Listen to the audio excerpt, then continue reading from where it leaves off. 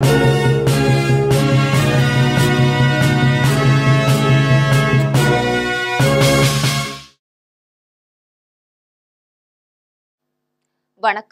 இந்திய நேரப்படி மதியம் 1:30 மணி செய்திகள்.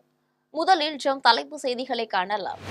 ஆபரேஷன் சிந்து, அமெரிக்க அதிபர் டிரம்புடன் பிரதமர் நரேந்திர மோடி பேச்சு. ஈரான் நிபந்தனைகளின்றி சரணடைய வேண்டும், அமெரிக்க அதிபர் டொனால்டு டிரம்ப் எச்சரிக்கை. 3 மொழிகளில் போரை அறிவித்த ஈரானின் உச்ச தலைவர் அயதுல்லா அலி கமேனி. அமெரிக்க அதிபர் டொனால்டு டிரம்பின் சமூக வலைதள பதிவிற்கு பதிலடி. சென்னையில் தானியங்கி இயந்திரம் மூலம் குடிநீர் வழங்கும் திட்டம் இன்று தொடங்கி வைத்தார் முதலமைச்சர் மு.க.ஸ்டாலின். இனி விரிவான செய்திகளை காணலாம். ஆபரேஷன் சிந்தூர் குறித்து பிரதமர் மோடி அமெரிக்க அதிபர் டொனால்டு டிரம்புடன் தொலைபேசியில் உரையாடியுள்ளார். G7 மாநாட்டின் போது பிரதமர் நரேந்திர மோடி மற்றும் டொனால்டு டிரம்ப் சந்திப்பதாக இருந்த நிலையில் முன்னதாகவே டிரம்ப் புறப்பட்டு சென்றதால் தொலைபேசியில் பேசியுள்ளார். சுமார் 35 நிமிடங்கள் இருவரும் உரையாடியதாக வெளியுறவுத்துறை செயலர் விக்ரம் மிஸ்ரி தெரிவித்துள்ளார். இந்த உரையாடலின் போது ஆபரேஷன் சிந்தூர் நடவடிக்கையின் போது வர்த்தக ரீதியான எந்த மத்தியஸ்தமும் நடைபெறவில்லை என்றும் பாகிஸ்தான் கேட்டுக் கொண்டதாலே மோதல் கைவிடப்பட்டது என அதிபர் டிரம்பிடம் பிரதமர் மோடி தெரிவித்ததாக விக்ரம் மிஸ்ரி கூறியுள்ளார். மேலும் கனடா பயணத்தை முடித்துக் கொண்டு இந்தியா திரும்பியதும் அமெரிக்காவிற்கு வருமாறு பிரதமர் மோடியை டிரம்ப் அழைத்ததாகவும் அதற்கு பல்வேறு அலுவல்களை மேற்கோள் காட்டி வர இயலாது என்பதை பிரதமர் கூறியதாகவும் வெளியுறவு செயலாளர் விக்ரம் மிஸ்ரி கூறினார். தொடர்ந்து குவாட் உச்சி மாநாட்டிற்கு இந்தியாவிற்கு வர டிரம்பிற்கு பிரதமர் மோடி அழைப்பு விடுத்துள்ளார். ஈரான் நிபந்தனையின்றி சரணடைய வேண்டும் என அதிபர் டொனால்டு டிரம்ப் எச்சரிக்கை விடுத்துள்ளார். மத்திய கிழக்கு நாடுகளான இஸ்ரேல் மற்றும் ஈரான் இடையே கடந்த வெள்ளிக்கிழமை தொடங்கிய போரானது 6வது நாளாக தொடர்ந்து நடைபெற்று வருகிறது. இந்நிலையில் ஈரானின் உச்ச தலைவர் என அழைக்கப்படும் அயதுல்லா காமினி எங்கு மறைந்து இருக்கிறார் என்று எங்களுக்கு தெரியும் என டிரம்ப் அவரது சமூக வலைதள பக்கத்தில் பதிவிட்டுள்ளார். அதனைத் தொடர்ந்து ஈரானின் உச்ச தலைவர் எங்களின் எளிதான இலக்கு என்றும் ஆனால் அவரை நாங்கள் கொல்லப் போவதில்லை என்றும் குறிப்பிட்டுள்ளார். ஈரானின் மக்களையும் அமெரிக்க வீரர்களையும் ஏவுகணை கொண்டு தாக்குவதில் எங்களுக்கு ஈடுபாடு இல்லை என்றும் ஆனால் எங்களது பொறுமை குறைந்து வருவதாகவும் டிரம்ப் கூறியுள்ளார். மேலும் ஈரான் நிபந்தனையின்றி சரணடையுமாறு எச்சரிக்கை விடுத்துள்ளார். 3 மொழிகளில் போரை அறிவித்த ஈரானின் உச்ச தலைவர் அயதுல்லா அலி கமேனி மிரட்டல் பதிவு உலக நாடுகளிடையே பெரும் அதிர்வலைகளை ஏற்படுத்தியுள்ளது. ஈரான் இஸ்ரேல் இடையேயான போர் உச்சத்தை எட்டியுள்ளது. இந்நிலையில் யூதர்களின் தேசிய இயக்கத்திற்கு இரங்கல் காட்ட முடியாது என ஈரானின் உச்ச தலைவர் அயதுல்லா அலி கமேனி எச்சரித்துள்ளார். ஷயோனிஸ்டுகளின் பயங்கரவாத பிராந்தியத்திற்கு எதிராக ஈரான் பலத்துடன் இயங்கும் என கூறியுள்ளார். இதே மிரட்டலை ஆங்கிலம், பார்சியில் வெளியிட்ட ஈரானின் உச்ச தலைவர் தற்போது ஹீப்ரு மொழியில் பேசியுள்ளார். அடுத்தடுத்து சில மணி நேரங்களில் 3 மொழிகளில் அவர் விடுத்துள்ள எச்சரிக்கை பதிவால் உலக நாடுகள் அதிர்ச்சியடைந்துள்ளனர். மேலும் பார்சி மொழியில் அவர் வெளியிட்ட எக்ஸ்தல பதிவில் கையில் வாளேந்திய நபர் கோட்டை வாயிலில் இருப்பது போன்ற சித்தரிப்பு படத்தை இணைத்து போர் தொடங்கியது என்று குறிப்பிட்டுள்ளார். முன்னதாக அமெரிக்க அதிபர் டொனால்டு டிரம்ப் தனது ட்ரூத் சமூக வலைதளத்தில் ஈரானின் உச்சபட்ச தலைவர் என்று அழைக்கப்படுபவர் எங்கு மறைந்திருக்கிறார் என்பது தெரியும் என்றும் ஆனால் அவரை கொல்வது எங்கள் நோக்கம் இல்லை என்றும் தெரிவித்திருந்தார். இந்நிலையில் ஈரானின் உச்ச தலைவர் வெளியிட்டுள்ள மிரட்டல் பதிவு பெரும் அதிர்வலைகளை ஏற்படுத்தியுள்ளது. சென்னையில் தானியங்கி இயந்திரம் மூலம் குடிநீர் வழங்கும் திட்டத்தை முதலமைச்சர் மு.க.ஸ்டாலின் தொடங்கி வைத்தார். கட்டணமில்லா குடிநீர் வழங்கும் தானியங்கி இயந்திரங்களின் சேவையை முதலமைச்சர் மு.க.ஸ்டாலின் இன்று தொடங்கி வைத்தார். அதிக அளவில் மக்கள் கூடும் இடங்களில் கட்டணமில்லா குடிநீர் வழங்கும் தானியங்கி இயந்திரங்களின் சேவை மெரினாவில் நடைபெற்ற விழாவில் தொடங்கி வைக்கப்பட்டது. 1 லிட்டர் மற்றும் 150 மில்லி குவளை அளவுகளில் நீரினை பெற்றுக் கொள்ளலாம் என்றும் தொட்டியில் தண்ணீர் தீர்ந்து போனால் குடிநீர் வாரியத்திற்கு IoT தொழில்நுட்பம் மூலம் தகவல் தெரிவிக்கப்பட்டு உடனடியாக தண்ணீர் நிரப்பப்படும். இந்நிலையில் முதல் கட்டமாக 50 இடங்களில் சுத்திகரிக்கப்பட்ட குடிநீர் வழங்கும் தானியங்கி கருவி அமைக்கப்பட்டுள்ளது. அதன்படி மணலி, மாதவரம், தண்டையார்பேட்டை, ராயபுரம், திருவிக நகர், அம்பத்தூர், அண்ணாநகர், தேனாம்பேட்டை, அடையாறு, கோடம்பாக்கம், வளசரவாக்கம் உள்ளிட்ட மண்டலங்களில் குடிநீர் வழங்கும் தானியங்கி கருவி அமைக்கப்பட்டுள்ளது. டாஸ்மாக் கடைகள் மீது புகார்கள் வந்தால் 30 நாட்களில் நடவடிக்கை எடுக்கப்படும் என்று தமிழக அரசு தெரிவித்துள்ளது. தமிழகத்தில் மொத்தம் 4777 டாஸ்மாக் கடைகள் உள்ளன. இந்த கடைகள் அமைக்கும் போது கல்வி நிறுவனங்கள், மருத்துவமனைகள் மற்றும் வழிபாட்டு தலங்களிலிருந்து நகர்ப்பகுதியாக இருந்தால் 50 மீட்டரும், கிராமப்புறங்களில் 100 மீட்டர் தூரமும் இருக்க வேண்டும். ஆனால் இந்த விதிகளை மீறி பல கடைகள் அமைக்கப்பட்டு உள்ளன. இந்த கடைகள் மீது நடவடிக்கை எடுக்க முடியாத நிலை இருந்தது. இந்த நிலையில் தமிழக அரசு அதற்கான விதியில் மாற்றம் கொண்டு வந்துள்ளது. அதன்படி கடை வந்த பிறகு கல்வி நிறுவனங்கள், வழிபாட்டு தலங்கள் ஆகியவை அமைக்கப்பட்டு இருந்தாலும் அந்த கடைகள் மீது புகார்கள் வந்தால் அதனை கலெக்டர் பரிசீலனை செய்து 30 நாட்களில் நடவடிக்கை எடுக்க வேண்டும் என்று கூறப்பட்டுள்ளது. சென்னையில் நடிகர் ஆர்யாவுக்கு சொந்தமான உணவகங்களில் வருமான வரித்துறை அதிகாரிகள் சோதனை நடத்தி வருகின்றனர். தமிழ் சினிமாவின் முன்னணி நடிகர்களில் ஒருவராக இருப்பவர் நடிகர் ஆர்யா. நடிப்பு மட்டுமல்லாது ரியல் எஸ்டேட், உணவகம் உள்ளிட்ட தொழில்களிலும் ஈடுபட தொடங்கினார். நடிகர் ஆர்யாவுக்கு சென்னையின் பல்வேறு பகுதிகளில் சீஷல் என்ற பெயரில் ஏராளமான உணவகங்கள் இயங்கி வருகின்றன. இந்நிலையில் சென்னையில் உள்ள ஷீஷல் ஹோட்டல்களில் இன்று வருமான வரித்துறை அதிகாரிகள் திடீரென சோதனை மேற்கொண்டு வருகின்றனர். அண்ணா நகர், கீழ்ப்பாக்கம், கொட்டிவாக்கம், வேளச்சேரி உள்ளிட்ட இடங்களில் இருக்கக்கூடிய 5 ஹோட்டல்களில் வருமான வரித்துறை அதிகாரிகள் சோதனை நடத்தி வருகின்றனர். வருமானத்திற்கு அதிகமான சொத்து சேர்த்ததாகவும் வரி ஏய்ப்பு நடந்ததாகவும் நடிகர் ஆர்யா மீது புகார் எழுந்ததன் காரணமாக சோதனை நடந்து வருவது கூறப்படுகிறது. சென்னை விமான நிலையம் அருகே லேசர் மற்றும் பலூன்களை பயன்படுத்த தடை விதிக்கப்பட்டுள்ளது. சென்னை விமான நிலையத்தின் அருகே தரையிறங்கும் விமானங்களின் மீது தொடர்ச்சியாக லேசர் லைட் அடிக்கப்பட்டு வரும் சம்பவங்கள் பரபரப்பை ஏற்படுத்தியது. விமானங்கள் தரையிறங்கும் போது லேசர் ஒளியை செலுத்தினால் விமானிக்கு பாதிப்பு ஏற்பட்டு விபத்து ஏற்படும் அபாயம் உள்ளது. சென்னையில் கடந்த 2 வாரங்களில் விமானங்களின் மீது 3 முறை லேசர் ஒளி அடிக்கப்பட்டது. இது தொடர்பாக போலீசார் தீவிர விசாரணை மேற்கொண்டு வருகின்றனர். இந்நிலையில் சென்னை விமான நிலையம் அருகே லேசர் மற்றும் பலூன்களை பயன்படுத்த தடை விதிக்கப்பட்டுள்ளது. இதனை மீறி லேசர் மற்றும் பலூன்களை பயன்படுத்தினால் சட்ட நடவடிக்கை எடுக்கப்படும் என்று சென்னை விமான நிலைய நிர்வாகம் தெரிவித்துள்ளது. தென்காசியில் நடைபெற்ற திமுக செயற்குழு கூட்டத்தில் 2026 சட்டமன்ற தேர்தல் குறித்து திமுக பொதுச் செயலாளர் கனிமொழி கட்சி நிர்வாகிகளுக்கு ஆலோசனை வழங்கினார். தென்காசி தெற்கு மாவட்டத்தில் திமுக சார்பில் புதுப்பிக்கப்பட்ட கட்சி அலுவலகத்தின் திறப்பு விழா நடைபெற்றது. இதனை திமுக துணை பொதுச் செயலாளர் கனிமொழி எம்பி ரிப்பன் வெட்டி திறந்து வைத்தார். இதனைத் தொடர்ந்து தென்காசி தெற்கு மாவட்ட திமுக செயற்குழு கூட்டம் நடைபெற்றது. இக்கூட்டத்திற்கு மாவட்ட அவைத்தலைவர் சுந்தர மகாலிங்கம் தலைமை வகித்தார். இதில் தமிழக வருவாய் மற்றும் பேரிடர் மேலாண்மை துறை அமைச்சர் KKSSR ராமச்சந்திரன் மற்றும் திமுக துணை பொதுச் செயலாளர் ஆகியோர் சிறப்புரையாற்றினர். கூட்டத்தில் 2026 சட்டமன்ற தேர்தல் குறித்து கட்சி நிர்வாகிகளுக்கு ஆலோசனை வழங்கப்பட்டது. இந்த செயற்குழு கூட்டத்தில் தென்காசி தெற்கு மாவட்டத்திற்கு உட்பட்ட நிர்வாகிகள் திரளாக கலந்து கொண்டனர். சென்னை அருகே மேடவாக்கம் ஊராட்சி பள்ளி மாணவர்களுக்கு 9 லட்சம் ரூபாய் மதிப்பிலான இருக்கை மேஜைகளை மக்கள் நல்வாழ்வுத்துறை அமைச்சர் மா சுப்பிரமணியம் வழங்கி சிறப்பித்தார். சென்னை அடுத்த மேடவாக்கத்தில் உள்ள ஊராட்சி ஒன்றிய தொடக்கப் பள்ளியில் பயிலும் மாணவ மாணவிகளுக்கு 100 இருக்கைகள் மற்றும் மேஜைகளை மக்கள் நல்வாழ்வுத்துறை அமைச்சர் மா சுப்பிரமணியம் வழங்கினார்.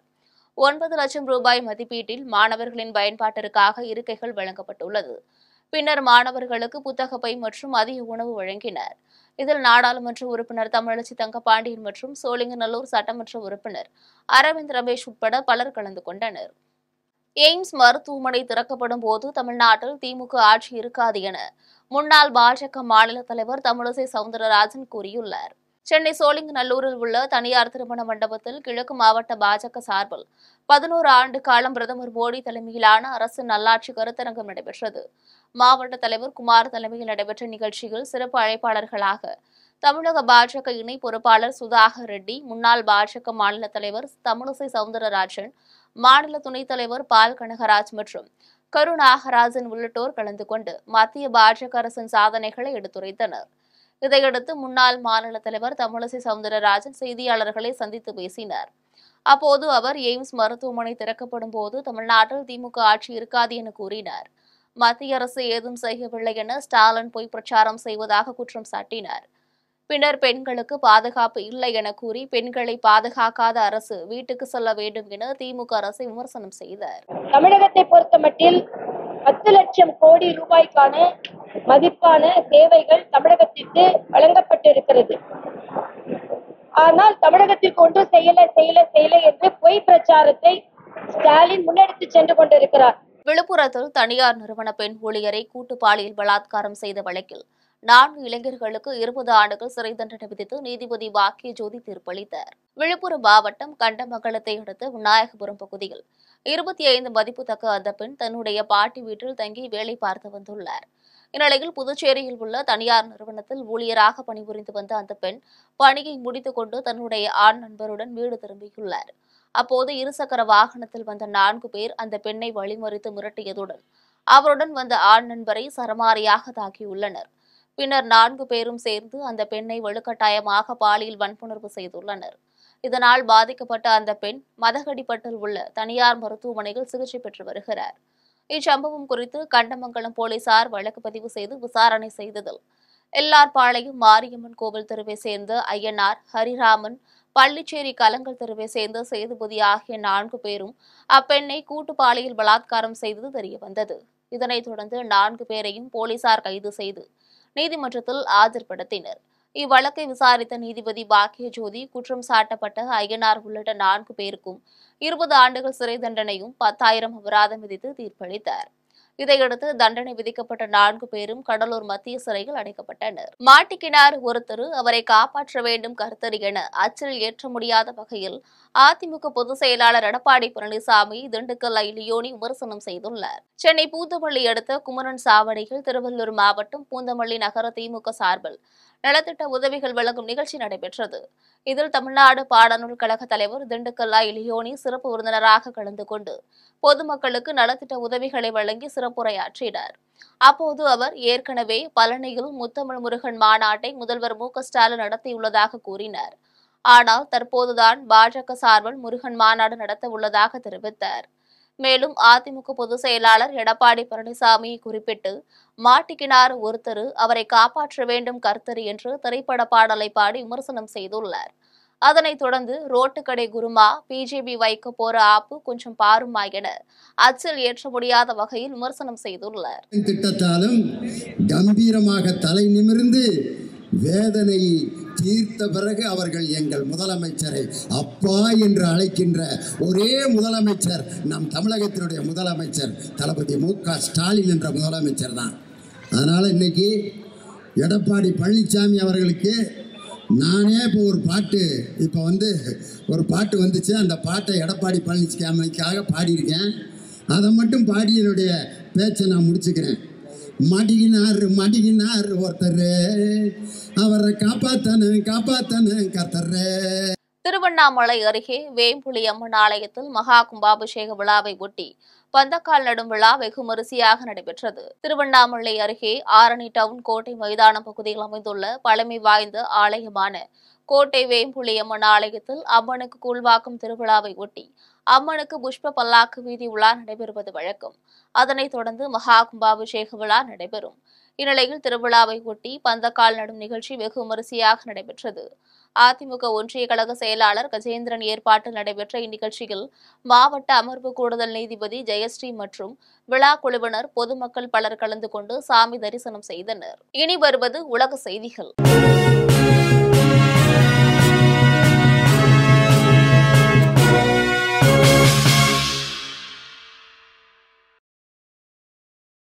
எரிமலை வெடிப்பு காரணமாக இந்தோனேஷியா புறப்பட்ட விமானம் டெல்லியில் தரையிறக்கப்பட்டது. தலைநகர் டெல்லியிலிருந்து இன்று இந்தோனேஷியாவின் பாலி தீவிற்கு ஏர் இண்டியா விமானம் புறப்பட்டது.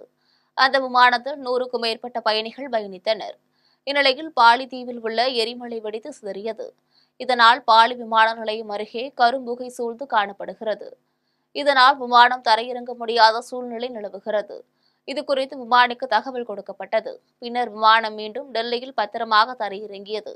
பயணம் தடைப்பட்ட நிலையில் பயணிகளின் டிக்கெட் தொகை திருப்பி வழங்கப்படும் என்று ஏர் இண்டியா தெரிவித்துள்ளது. இனி வருவது விளையாட்டு செய்திகள்.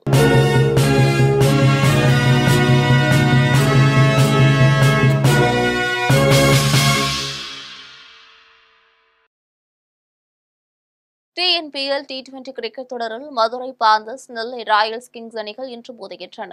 8 அணிகள் இடையிலான 9வது TNPL T20 கிரிக்கெட் தொடர் கோவையில் கடந்த 5ஆம் தேதி தொடங்கியது. இந்த தொடரின் முதற்கட்ட லீக் ஆட்டங்கள் கோவையில் நடந்து முடிந்தன. இதனையடுத்து இந்த தொடரின் 2வது கட்ட லீக் ஆட்டங்கள் சேலத்தில் நடந்து வருகின்றன.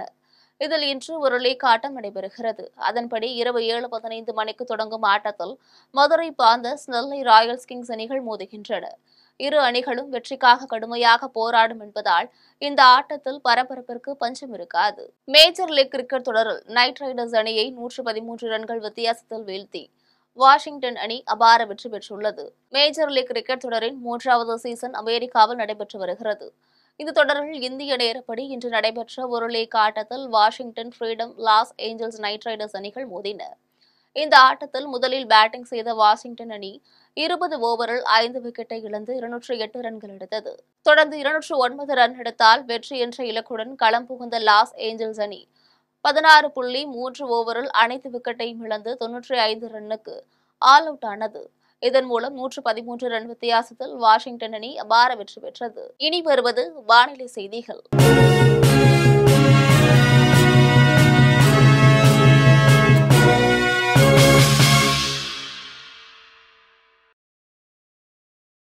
தமிழகத்தில் 3 மாவட்டங்களில் இன்று மழைக்கு வாய்ப்பு உள்ளதாக வானிலை ஆய்வு மையம் தெரிவித்துள்ளது. வடமேற்கு வங்கக்கடல் மற்றும் அதனை ஒட்டிய பகுதிகளில் மேல் நிலவிய வளிமண்டல மேலடுக்கு சுழற்சி காரணமாக தென்மேற்கு வங்கதேசம் மற்றும் அதனை ஒட்டிய மேற்கு வங்காள பகுதிகளில் ஒரு காற்றழுத்த தாழ்வு மண்டலம் உருவாகியுள்ளது.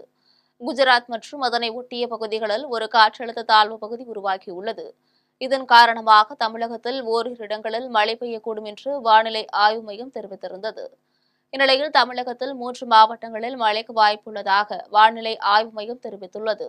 அதன்படி நீலகிரி, கோவை, தென்காசி ஆகிய மாவட்டங்களில் லேசான மழைக்கு வாய்ப்புள்ளதாக தெரிவித்துள்ளது. இனி வருவது தங்கம், வெள்ளி விலை மற்றும் பங்கு சந்தை நிலவரம்.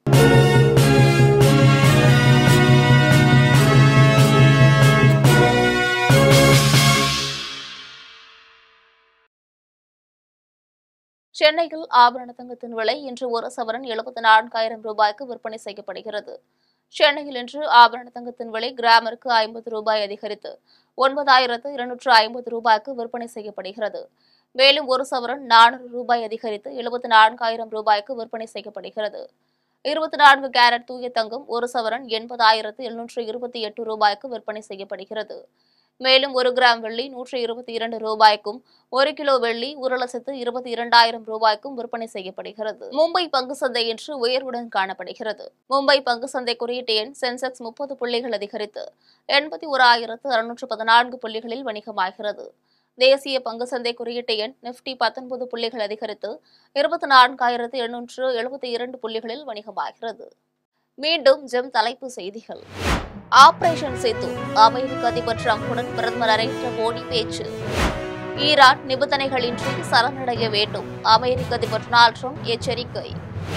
3 மொழிகளில் போரை அறிவித்த ஈரானின் உச்ச தலைவர் அயதுல்லா அலி கமேனி. அமெரிக்க அதிபர் டொனால்ட் ட்ரம்பின் சமூக வலைதள பதிவிற்கு பதிலடி.